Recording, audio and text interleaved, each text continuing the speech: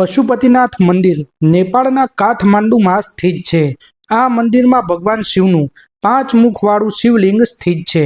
પૌરાણિક માન્યતાઓ અનુસાર આ મંદિરમાં દર્શન કરવાથી માણસને મૃત્યુ બાદ પશુ યોનિ પ્રાપ્ત નથી થતી।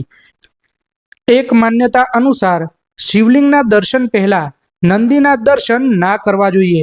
જો કોઈ વ્યક્તિ આવું કરે છે તો તે વ્યક્તિને બીજા જન્મમાં પશુના અવતારમાં જન્મ લેવો પડે છે। પૌરાણિક માન્યતાઓ અનુસાર જ્યારે પાંડવો ભગવાન શિવની શોધમાં નીકળ્યા હતા ત્યારે ભગવાન શિવ પાંડવોને સરળતાથી દર્શન નહોતા આપવા માંગતા। ત્યારે ભગવાન શિવે એક મોટા બળદનું રૂપ ધારણ કર્યું હતું। જ્યારે પાંડવોએ આ વિશાળકાય બળદને જોયો તો તેમને શંકા ગઈ કે આ બળદના રૂપમાં ભગવાન શિવ હોઈ શકે છે। ત્યારે બળદના રૂપમાં રહેલા ભગવાન શિવ જમીનની અંદર સમાવા લાગ્યા હતા। ત્યારે ભીમે તેમની પૂંછડી પકડી હતી।